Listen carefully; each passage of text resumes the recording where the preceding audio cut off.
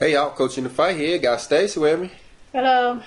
Looking in chapter 41 of the Third Testament of the Bible. Stacy, you've been studying this chapter for the last few days, right? Yep, I have. What'd you think about it? Just a lot of stuff I found out that I didn't know, but there's a lot of things that I need to continue to study to get a better understanding of it. All right, you want to do a class on it? Sure. What section you want to look at? All of them, or you want to pick a section? Let's pick the section with, I guess, disturbed and malicious spirits. Disturbed and malicious spirits. What can you tell us before we get there on disturbed and malicious spirits? That there are disturbed and malicious spirits that, You're so difficult sometimes. Golly. You're like the worst straight man ever. The worst what? Straight man. What is a straight man? I don't know. I don't know if you the straight man or I'm the straight man, but I know this is like difficult. Y'all pray for my wife. Yeah. Oh my goodness. Okay, so just to let you know what you're in for in this video, we're going to learn that there are invisible individuals out here watching us. Some of them for good and some of them for bad. We're going to learn about our weapons that we need to use against these legions of invisible spirits that are making war against us. We will learn how these malicious spirits influence us through our minds, our emotions, and our feelings, our wills, and make us yield into the servants, into the slaves, and into the instruments that they wish us to be. We're going to learn about the time approaching when mankind is going to take up its weapons to learn to destroy this darkness. We will see how through a lack of prayer, low morals, and a lack of spirituality have attracted these disturbed spirits without us even knowing it. There are billions, trillions, maybe even quadrillions of these beings, disturbed spirits, that are waging war against humanity, turning us into their slaves and trying to drag us into the dark areas where they exist. In this video, we will take a look into the spiritual valley where these materialistic spirits dwell and help them to move onto higher mansions. In this video, we're going to learn how we could possibly be keeping our loved ones who have passed on stuck down here where we're at. We'll learn to use our prayer in order to aid them on their spiritual journey. So stick around. It's going to be an interesting class.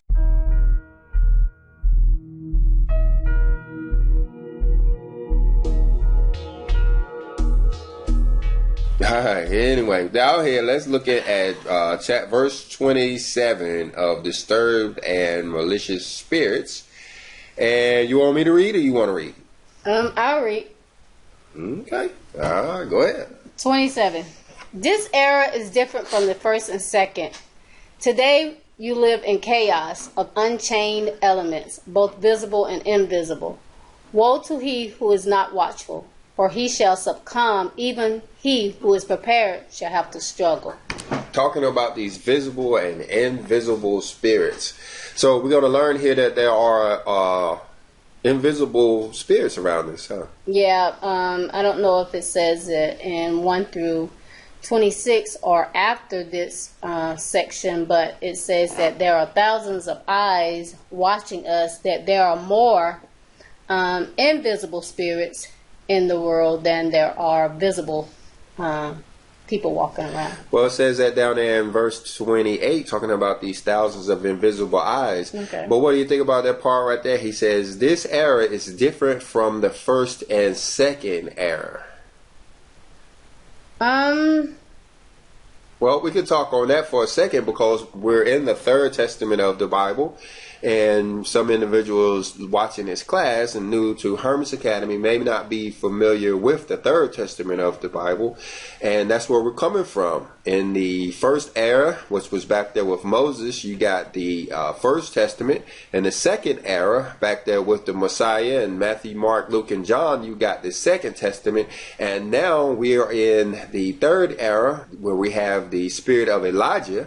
And so we have the Third Testament of the Bible. And in this testament or in this era, we're going to have to learn how to deal with these visible and invisible elements. Yeah, it says, today you live in a chaos of unchained elements. Maybe, I was thinking maybe that's where they get the off the chain.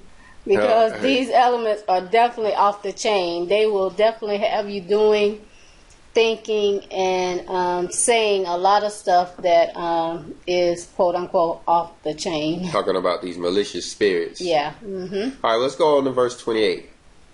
28 says, thousands of invisible eyes are watching you, some to ambush you on the road and others to protect you. Now, this is a pretty spooky chapter, huh? Yeah, our daughter, who's 17, who is kind of scared of the dark. Yeah, she did not want us to read this out loud because she said she'll be thinking about it all night. But it's actually not very scary. I think it's actually very helpful. Yeah, it's helpful, but I use the word spooky.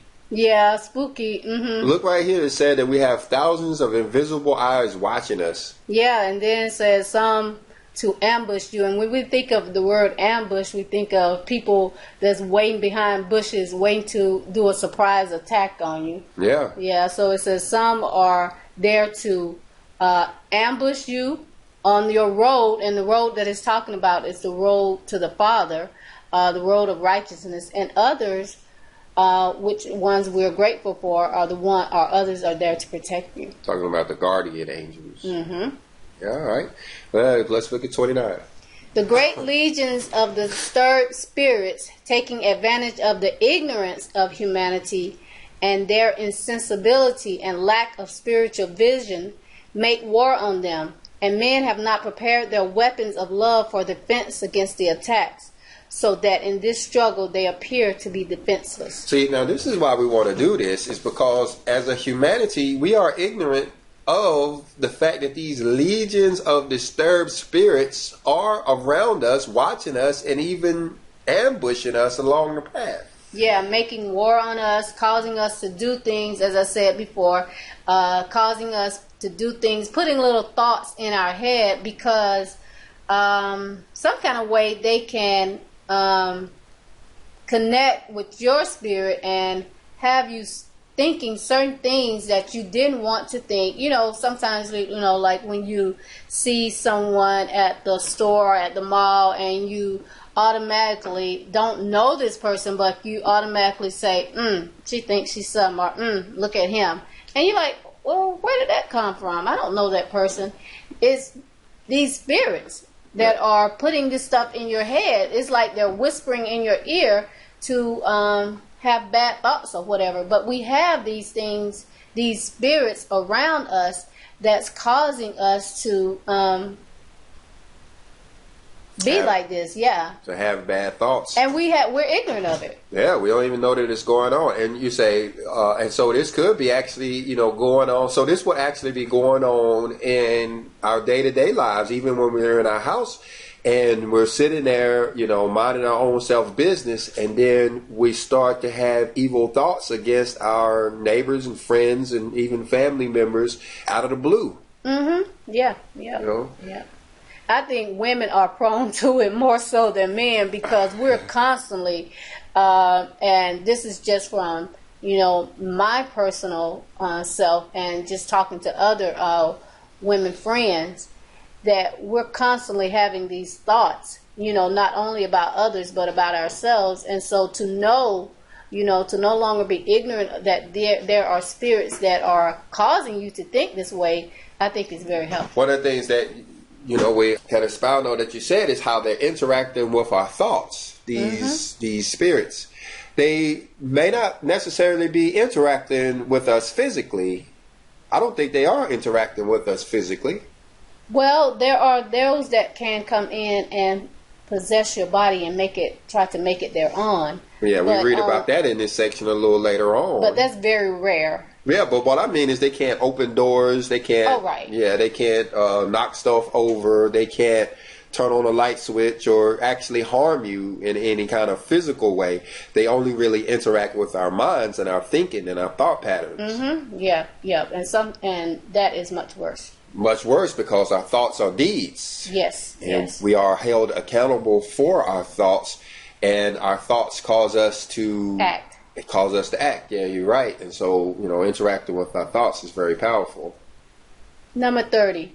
It is necessary that my spiritual doctrine come to you to teach you how to prepare yourselves to emerge victorious from the conflict. Yeah, because we are entering the third era.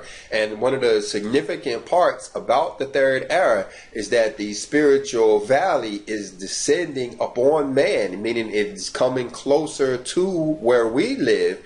And so it's not just so material anymore. We actually have a lot of spiritual forces that are starting to have an effect on humans, and it's going to get a lot more severe as we, go through this change that we're all expecting.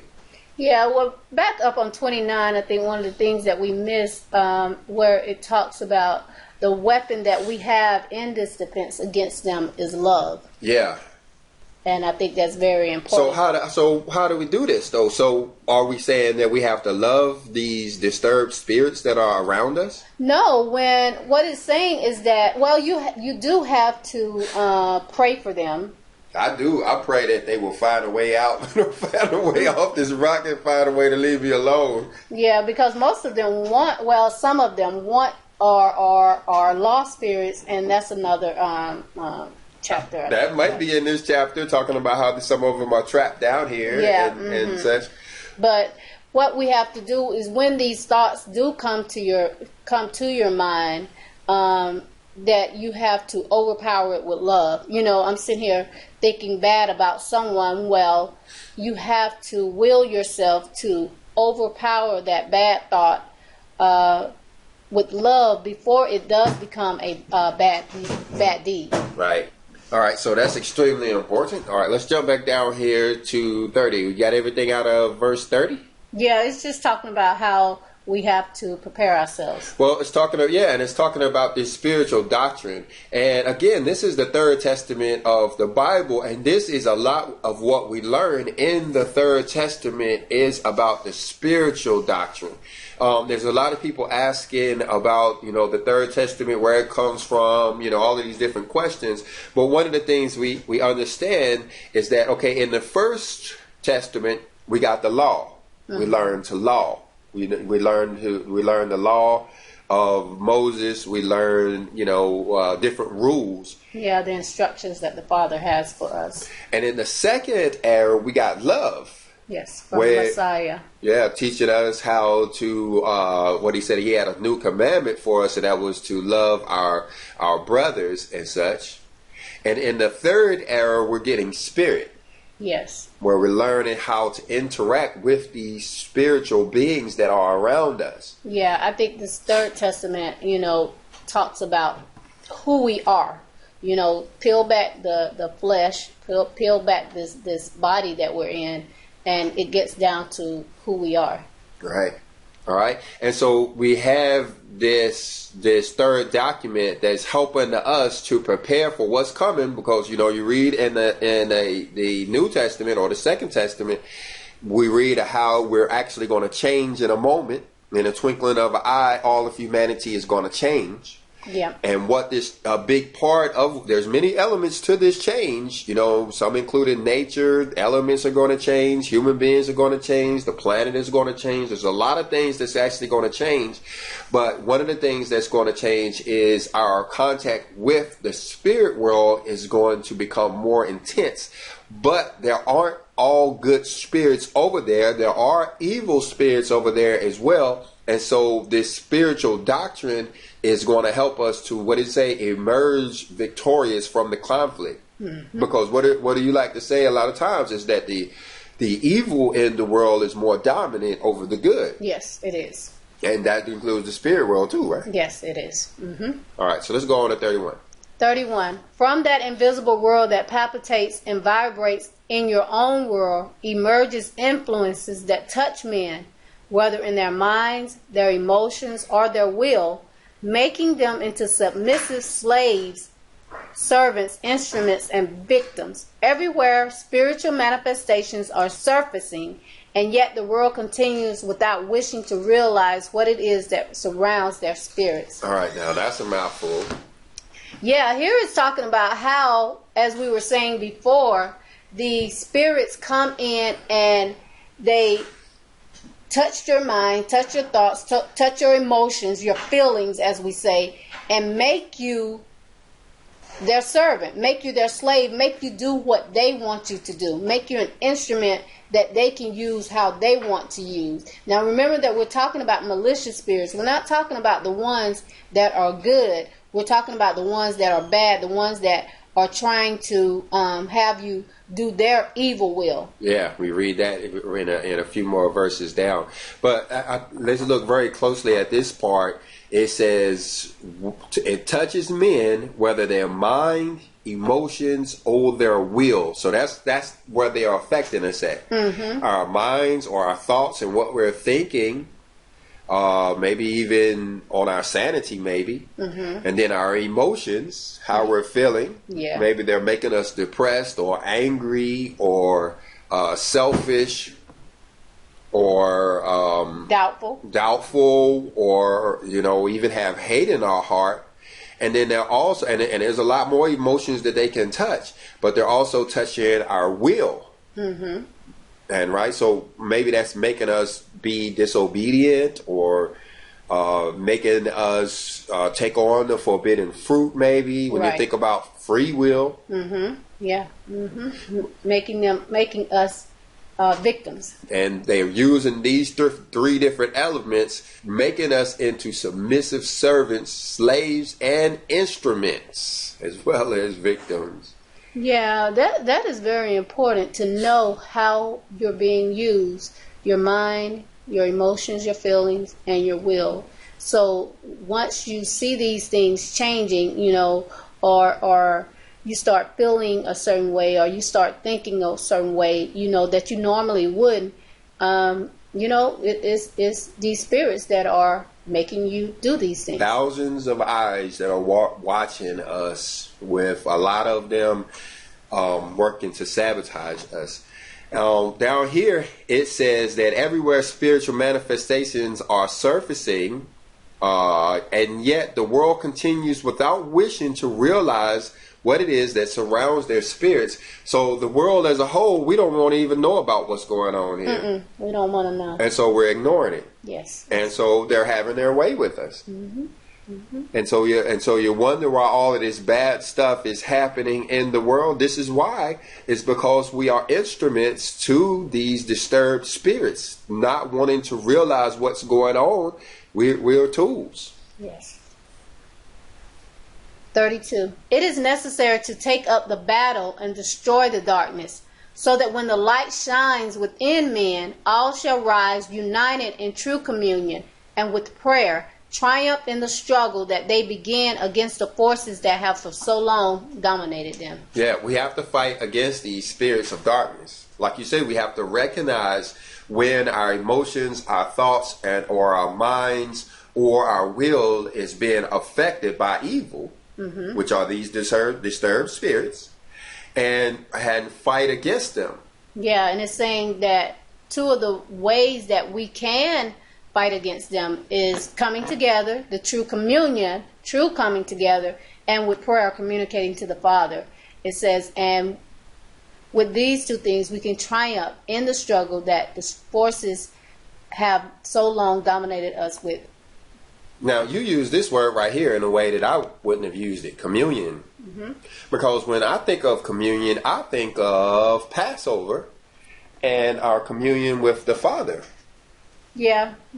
And I'm not saying that you're wrong, but maybe that's what he's talking about when he says true communion is the right. True communion with the Father or the Messiah or something like that. You mean like coming together, spirit with the Father? Yeah, because humanity doesn't get together. Right. You know, there's a lot of people who say that if we all just get together and work as a team, we're going. But that never happens anymore. Probably never will. And probably nothing. The Bible never says that humanity is ever going to work together to work this thing out. Right. That's just wishful thinking, but it doesn't happen. Yeah. Even after the change that we all are expecting to go through, and humanity still ends up on individual. It still ends up with a bunch of individuality, with a bunch of individual small little pockets of people, maybe even small family groups that have survived the tribulation and go on to repopulate the earth. Yeah, so what you're saying is like the true communion that the Israelites would have gotten when they all came together and called out to the Father, like when they were having trouble, and they all came together as one and called out to the Father. No, that's not what you're talking about. No, what I'm talking about is our one-on-one relationship with the Father. When we actually, like you said a few minutes ago, we develop this spirit-to-spirit relationship with Him. And I believe it's going to be on individual basis. I don't think it's going to be any large groups at all. Okay, I see what you're saying. The our spirit coming together, united with His spirit as true communion. True communion. They could have used a capital T right there. And then it says, and with prayer.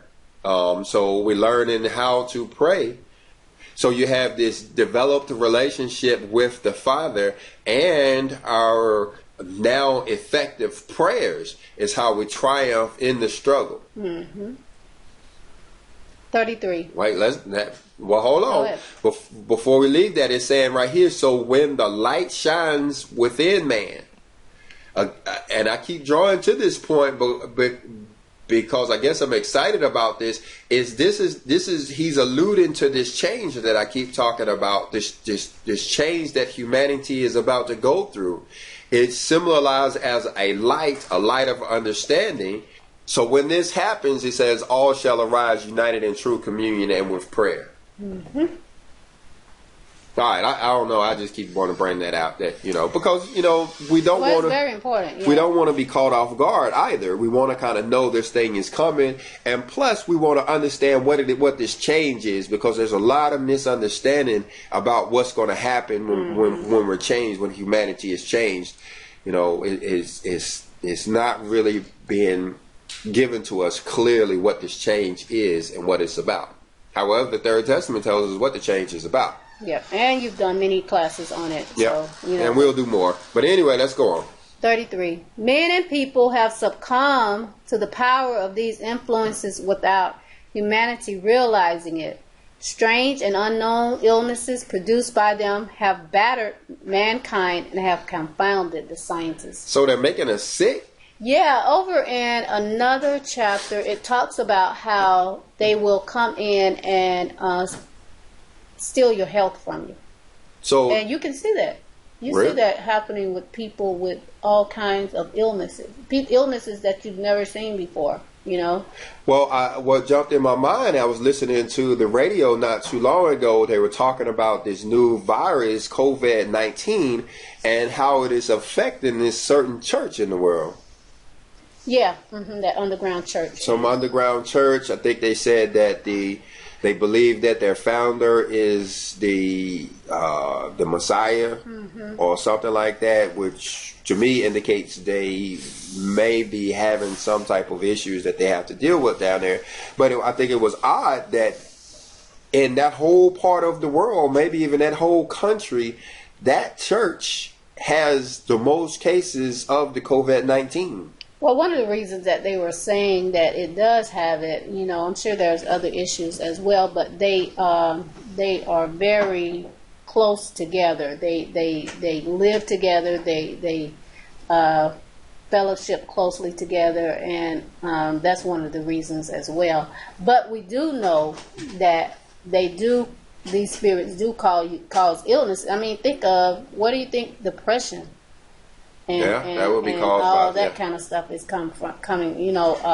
Bipolar, and I'm not no by psychologists, psychiatrists, and I don't play one on TV or whatever. But you know or something's YouTube. going on there. But you can tell that these people are working with different spirits. We have a friend of ours who's constantly talking about these spirits are in her house and these spirits doing this to her. She used to.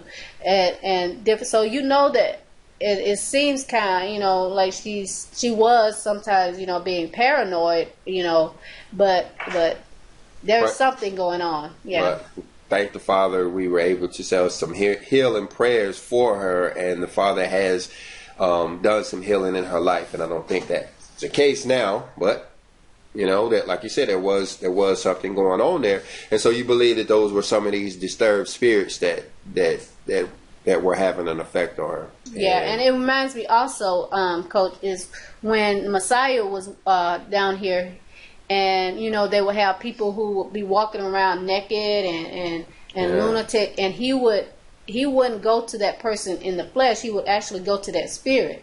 And he would say, come out of that person. Yeah, talk to the spirit. So it has something to do with that. And we have that same power now as his disciples. We've always had that power, but we are now learning through, spirit-to-spirit communication, the Third Testament, intuition, or whatever means, we are learning that we too can cast out those demons. We can, we can do the same thing. He was our example, letting us know that we do have the power over those disturbed spirits, and we can command them to come out of our brother.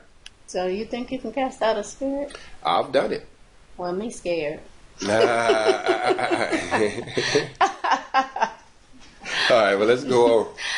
34. How much discord, how much confusion and pain mankind has brought upon itself. The lack of prayer, of morality, and spirituality has attracted impure and disturbed spirits. What can one hope for from those who have departed without light or preparation? Yeah, so this is telling us how we are attracting these disturbed spirits around us. Because of lack of prayer. Well, turns out humanity doesn't pray at all. People, not only does the majority of humanity not know to pray at all, even the ones who do attempt to use prayer aren't familiar with proper prayer techniques, and they're not doing it right. Yep. Lack of morality, no morals.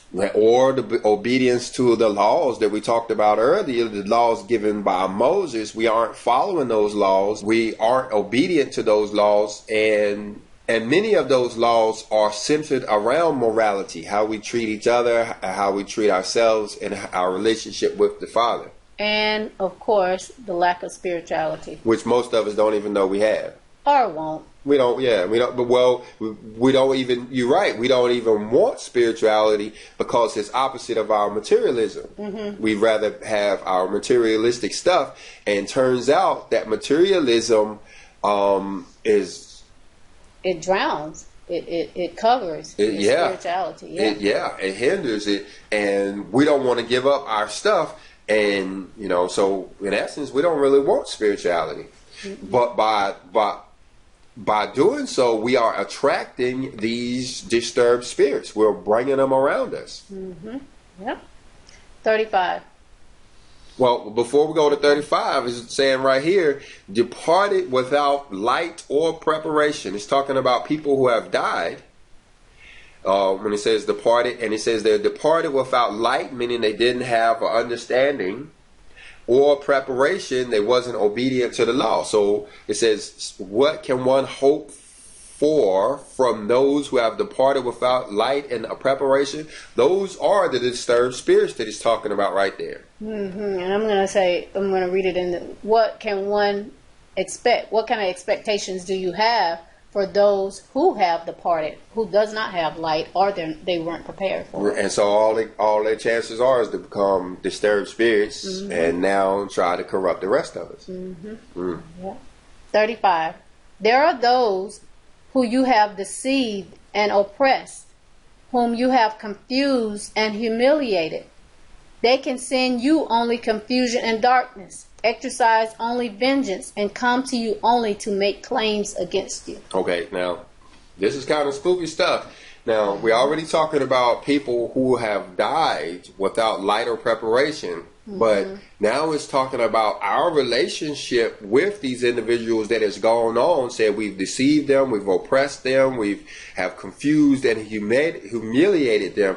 Are these the ones now who are coming back to take vengeance on us? Is that what it's saying? Yeah, I believe that there are those. Now, I don't know if they're just the only ones. I'm sure that there are some others, but they are definitely coming back to make claims against us, to make accusations against us, and some being true. Yeah. So that's kind of spooky. The thing about is we've harmed these people in their lives, and now that they've gone on, now they're making up this thousands of disturbed spirits that are around us, affecting our minds, our free will, and our feelings. Yeah, and so they're coming back to what? Get you? So they're haunting us, it sounds like. Yeah, that's what I mean. Vengeance. Yeah, when you have vengeance on somebody, you're coming back to get them. Coming back to take it out on it. Take your anger out on them, and it's saying that that's what they're doing. So, like I said, this is a spooky chapter. Now we're talking about these evil ghosts around us and stuff. All right, let's go. 36. Among humanity, legions of the beings of darkness come like the clouds of a storm, causing upheavals, befoggling minds, and bewildering the hearts of men. And although men have weapons to defend themselves from these assaults, some do not know how to choose from among them, while others do not even imagine they have them. So we have weapons to fight against these individuals. What is it? They say beings of darkness. They were confused, humiliated, and some other stuff there. They're coming back and they're haunting us. But we have weapons to fight against them. But, it says that we don't even know which ones to choose or how to use these weapons. And that makes me think about, when we're talking about prayer, how we're not saying our prayers right. Yeah, we're not saying the prayers right. We have to go back to the Sermon on the Mount when the Messiah told the people how to pray and use that as an example. Well, probably the most important part is the opening part of the prayer where you call him Father and you say, our Father who art in heaven, hallowed be thy name. And, open our prayers in that manner makes them a whole lot more effective. Praying silently instead of praying openly, or verbally. But it said they come like clouds of a storm, causing upheavals, defogging the minds, and bewildering the hearts of man.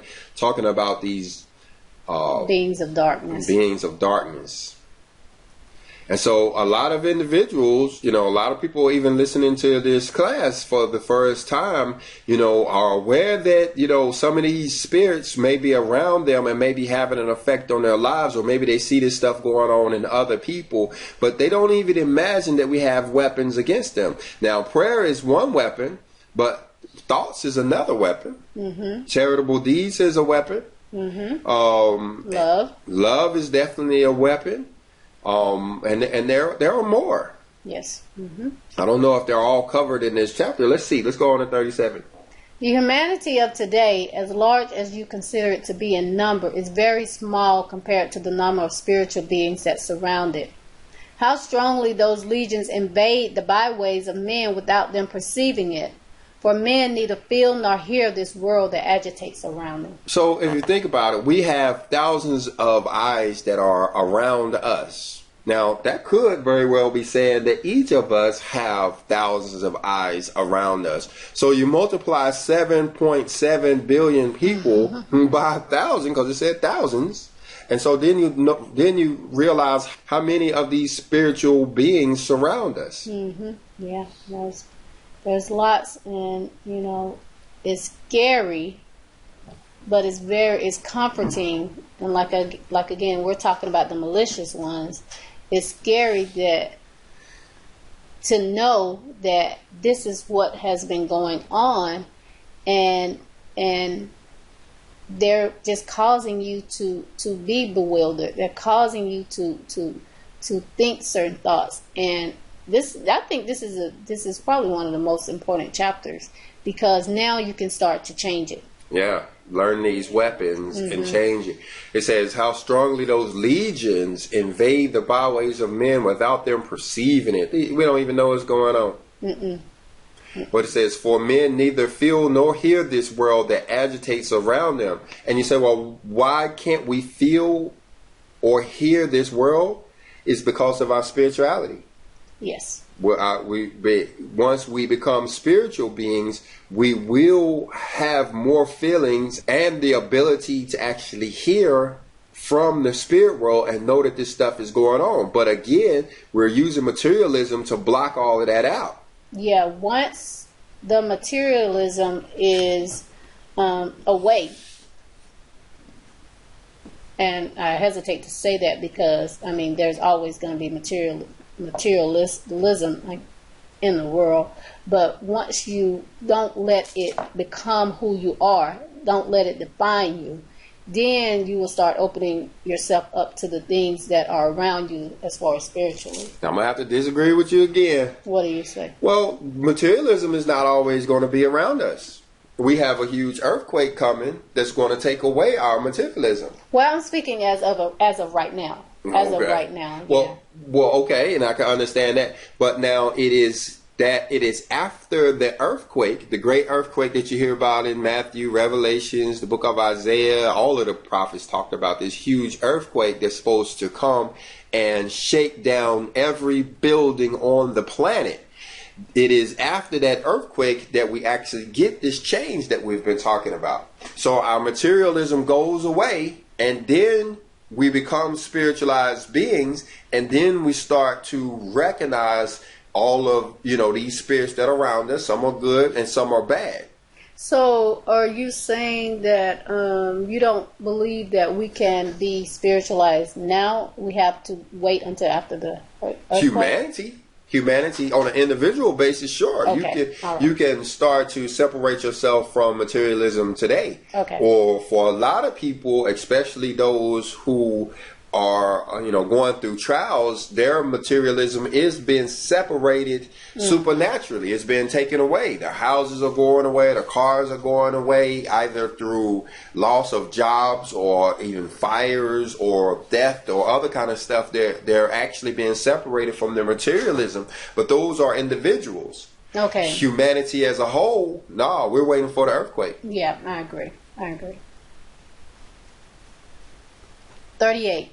A man given to a life of sin is capable of dragging behind him a legion of the beings of darkness, who causes him to leave behind a trail of malevolent influences, which means malicious. Yeah, look at a synonym. Yeah, right. Malicious, spiteful, wicked, nasty, mean, unkind, vindictive, or malign. So we said a few minutes ago that how they are being attracted to us, and this is saying it too. A life of sin. We know that sin is the disobedient or the transgression of the laws. Yeah, the transgression of the law. And so the more sinful we are, the more we are attracting these individual disturbed spirits around us. And a person who is leading or living a sinful life, it says is capable of dragging behind him a legion of beings of darkness. So is that saying that those who don't follow the law, those who talk against the law, those who are transgressing the law, they have legions of beings of darkness that are, within them, around them, surrounding them, behind them? That's what it sounds like to me. It sounds like they're living in a life of hell. Yeah. Because they remember these beings that are around them are affecting them and taking control of them and using them, and so it would be kind of a bad life to live, and what I think. Yeah. 39. If from here you were able to see the spiritual valley wherein dwell the materialistic spirits who have done nothing to prepare for the spiritual journey that follows this life, you would be astonished, but not for an instant would you say, how terrible is the justice of God. Instead, you would exclaim, how ungrateful, unjust, and cruel we ourselves are, how indifferent we are of our spirit, and how inactive we have been as disciples of Jesus. Okay, so if we were able to actually see these disturbed spirits around us, we wouldn't be saying, "Oh, the Father that's wrong of him. He shouldn't do that. They shouldn't, he shouldn't have left them like that." Because they're trapped out here. Right. Instead, we would say that we didn't do our part. We were indifferent. We were Sinful. not. Yeah, we were inactive. We weren't doing what the Messiah would have us to do, and we were ungrateful. Yeah.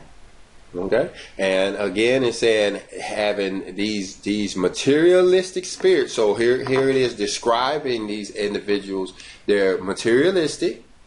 They have done nothing to prepare themselves, meaning they're outside of the law. They haven't gotten that oil that you read about over there when you read about the 10 virgins there.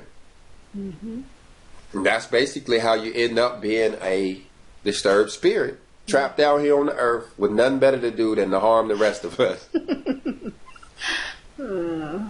Crazy. 40. That is why the Father has permitted those beings to manifest themselves at times in our lives and to give you the painful anguish message of their dark and peace-deprived lives. They are the occupants of a world that does not have the radiant light of the spiritual dwellings, nor the beauties of the earth they once inhabited. They're trapped. These individuals are trapped down here, and we read about that in other parts of the Third Testament, how these spirits end up being trapped down here. But we keep talking about it. I mean, it goes in, I can't remember what section it is. It goes into more detail. But what it boils down to is a lack of preparation, and materialism ends up getting these beings trapped down here. But what it is saying, they don't have the radiant light of the spiritual dwellings. They don't have the radiant light of the spiritual dwellings, nor the beauty of the earth they once inhabited. So now these individuals are down here and around us and messing with us, but they can't even take advantage of the earth that surrounds us. Right. So you can imagine they're in this dark, weird old world that reminds you of the Lord of the Rings kind of stuff. When Well, in 40, it says that the Father permits these beings to manifest themselves at times in our lives to give us the painful anguish message of their dark, deprived life. And that is because in 39 it was saying that we're not acting like the disciples of the Messiah. We're not helping them. We're not loving them. And we allow them to go off and to the spiritual valley, and now they want vengeance. And so the Father allows some of that sometimes to come upon us. Yeah, to teach us a lesson, it sounds like, so we can get the point. Mm-hmm. But the thing is, we have to become spiritualized individuals even to understand that these interactions are going on. Mm-hmm. And that's deep stuff. Let's go on. 41. The legions of spirit that aimlessly wander the world, calling in various ways at the doors of the heart of humanity, many times are voices that want to tell you to wake up, that you open your eyes to reality, to repent of your errors and regenerate yourselves, so that later, when you leave your material form in the bosom of the earth, you do not have to weep as they do in loneliness, ignorance, and materialism. In this, there is light emerging even from the darkness, for not a leaf of a tree moved without my will. These manifestations, which increase from day to day, shall eventually so overwhelm men that they will finally overcome the skepticism of humanity. Now, who was that was trying to come back and tell his brothers about this, about what it was like after he had died? Was that Lazarus or somebody? No, it wasn't Lazarus. I don't know if they gave him a name or not. Yeah, but he was trying to go back and warn his brothers, saying, don't be like me, don't die like me, Mm-hmm. But remember that he wasn't able to come back because it says that he wasn't able to cross what we now know is the spiritual valley. He wasn't able to cross over. But didn't the Messiah go away and do something He's been doing that. He's been doing that for the last 2,000 years, and now we're at the point where these guys can cross back. They can have an effect on us. And according to what we're reading here, it seems that that's what a lot of them are actually doing, having these interactions with us, is they're trying to warn us and tell us to get off this path that we're on. Yeah, to repent of our errors, to regenerate ourselves, to open our eyes, to wake up. Yeah. They're trying to wake us up. That's really, really interesting. All right, let's see. Anything else in there? That was a big, huge verse right there. I had to shrink it down just to see it all. Well, down where it says these manifestations will increase from day to day. Yeah, as we get closer to this change in humanity and humanity becomes more spiritualized, yeah, I guess it would. We would start to feel these beings and, what they're doing to us more and more. All right, let's go. Okay, now 42, this is a big one for you, I believe. It says, pray for those who depart from among you for the beyond. For not all find the road, not all know how to elevate themselves, nor do all quickly find peace. You believe this is important to me because I pray for these people every day. Yeah, you do. Yeah, I actually listen to the radio for people who are victims of, some type of, incident, maybe a mass shooting or a train wreck, or just people that pass away. And I pray for these individuals, trying to help them to get out of here.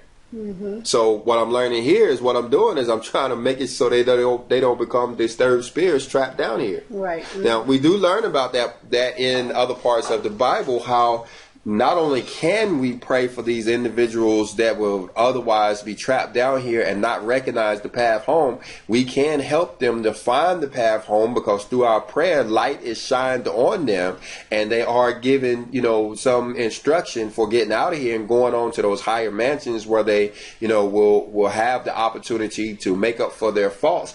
But we are actually told to do so, and we get credit and merits for doing so. It counts as charitable deeds to do so. So yeah, I pray for them all the time. And another thing is, it says that when you cross over to the spiritual valley, that they will be there to say thank you. Yeah, we find that out. I don't know if it's in this section. How they're going to appreciate us for what we've done. But the opposite is true too.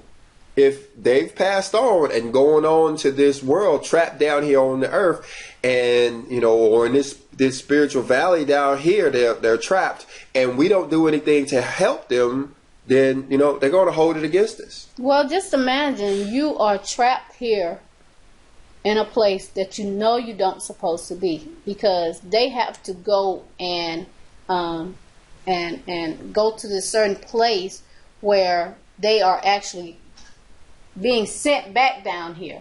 If they are to come back down here, reincarnated. They have to be reincarnated. But to just be trapped, and somebody comes and wakes you up and helps you by praying for you to get to that place where that next step, then of course you would be thankful. That would be a great help to them. Yeah, it kind of reminds me, and I don't know if I have the right definition of the word, but purgatory. You're about purgatory. Yeah. So turns out purgatory is true.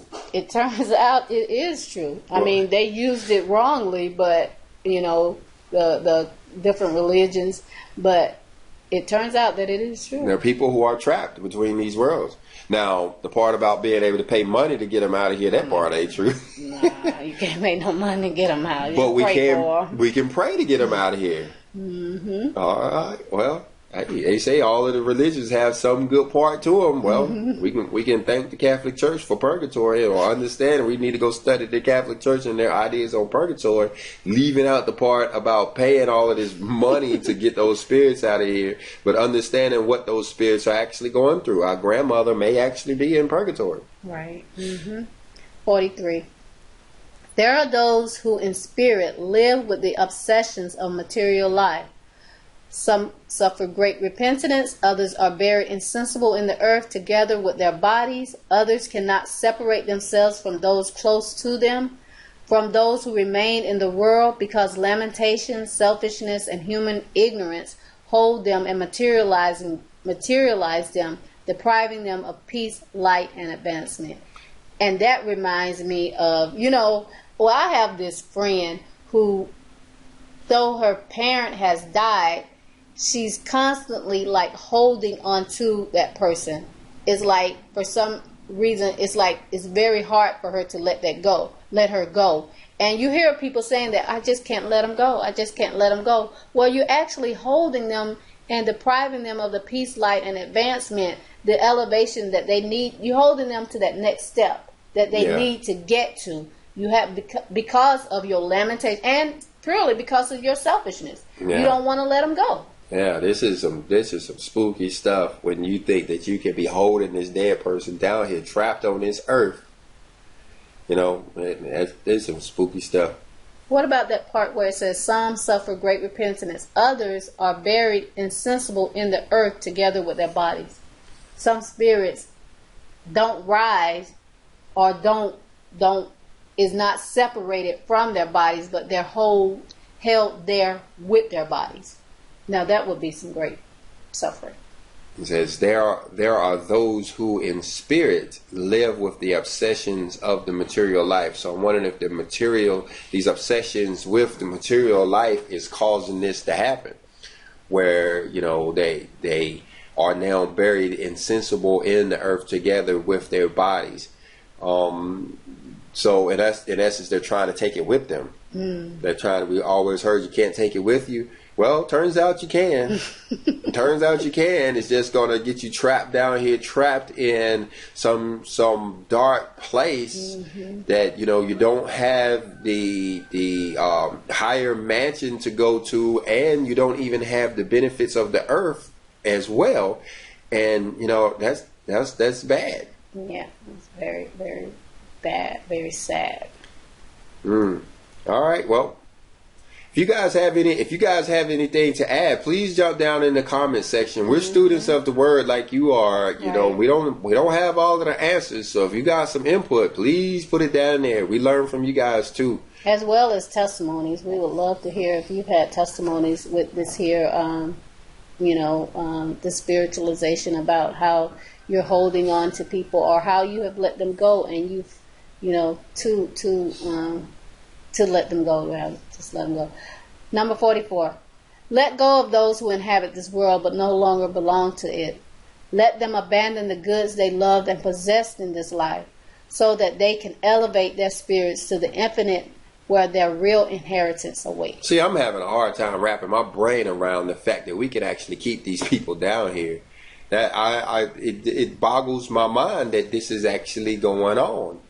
We see this kind of stuff in movies, but to think that it's really, really going on, we are holding these people down here because, like you said, we don't want to let them go. Yeah. Yeah, because it talks about the lamentations, the sadness, the mourning that we do. We don't want our child, just think about your child. You can't let him go. You don't want to let him go. Those people who run up to the casket and grab the body up out of it, and they just can't let that child go. They're actually just holding that spirit down here, not letting them reach their higher elevations that they have to go to. They need to. I need some more understanding on this. And I'm sure I'm not the only one. Need some more instruction on how it is that we can be sure that we're not doing that we're not holding them down here. Because is it thinking about them? There's some groups of people that it is like forbidden to even speak of a dead person's name. And I wonder if this has something to do with it. While there's other groups who, they grab the picture of the person and they're walking around with the picture of the person. They put the pictures up on the walls or whatever. Are they having an effect on this departed person? Are they having an effect on this person and preventing them from leaving the spirit world? It's kind of odd to think about. So, like I said, you guys, put it down there in the comments. Help me out. 45. Your spirit shall be very pleased to be received by them upon your arrival in the spiritual valley, and to receive their gratitude for the charity you shown them. Great shall your joy be when you see them inundated by light, Yeah. So again, we should be praying for any individual that has passed on. Each and every individual that has died, especially those that have died recently, and then those that have died, years before, they could still be trapped down here too. We should be praying for those individuals because they need our help. Some of them are trapped down here. You have to, praying for them is like to release them. Yeah, helping them to be released. Yeah, and so we're actually going to get credit for that deed. It counts as charitable deeds. But it says those individuals, when we get there, they're gonna be grateful for what we've done for them. 46. But how painful it will be to find them with that legion of beings darkened by confusion, knowing that they too awaited your charity and that you did not give it to them. So you were selfish, and so now you there with them. That's what it's saying there. Instead of, because where are they at? They're in this area of darkness and confusion. They're amongst these legions of wicked spirits. I don't want to call them wicked. I'll just call them, like the scripture call them, disturbed spirits. And so now you found yourself down there with them. And it says how painful it will be to find them there. So you down there with them, knowing that they too awaited your charity and that you did not give it to them. So instead of you praying to help them to get off this rock and to go on to these higher mansions, we were selfish, and now we're stuck down here with them, wishing that somebody would actually pray for us to help us to get off of this rock. Yeah, because you're like, I wish they would just come back, if I could just see them again, and all that kind of stuff. And that's selfish of you. I'm learning, because I've done it too. When my father died, when my brother passed, I've done it too. But now I'm learning that it's such a more kindness to instead of wishing that they would come back, because that's not going to happen, or wishing it never happened, but that you start praying for them and praying that the Father will allow them to journey on to the next level, allowing that they will get this light and 47. If I treat you humans with such love and charity, I tell you truly that I search with the same tenderness for those in the spiritual valley who are atoning for their past faults. To those beings I send my light to free them from the bewilderment that is like darkness, and from the remorse that is like fire, to be sent later among men, so that those who yesterday sowed pain in hearts now shed it in light, become the benefactors and guardians of their own brothers. So these people, that's what hell is like. See right there where it talks about this fire, that's what hell is like. It's like fire, because this remorse that they're feeling is painful. It's actually described as the most intense fire that we can imagine. And so he's saying that he searches for those in the spiritual valley who are atoning for their faults, their sins, their errors, and he finds those, and now he sends them back to be our, who's living presently, benefactors and guardians. Is that what it's saying? To those beings I send my light to free them from the bewilderment that is like darkness, and from the remorse that is like fire, to be sent later among men, so that those yesterday sowed pain in their hearts, now sheathed in light, become the benefactors and guardians of their own brothers. Yeah, that's exactly what it's saying. That's reincarnation. That's reincarnation, yeah. So this is another reason why we have to pray for those individuals that's down there, is so that they can go on and come back and help us out. Yeah, so that they can go on and atone and repent and get forgiveness for their past faults. Yeah, all right. So instead of hurting us, they'll come back to help us. All right, that's going to wrap it up for that section there. The next section will be the struggle of the spirits of human souls, but we will save that for another class. Did you learn anything? I learned something. I learn something every time we go through. That's why we do these Bible classes, online. I go back and I listen to them to remind myself of what I actually did learn. Yeah, and you learned that there's some more things you need to learn too. Yeah, you like that. And again, you guys leave it down there in the comments if you have any input. We're not experts on the subject by any means. How long have you been studying the Third Testament? Since the spring of 2018. Mm-hmm. So we're still learning, and we hope that we're helping someone as well. I hope you get something out of it. If you do, go ahead and hit the like button. If you didn't, go ahead and hit the dislike button, but leave a comment either way. And shalom. Shalom.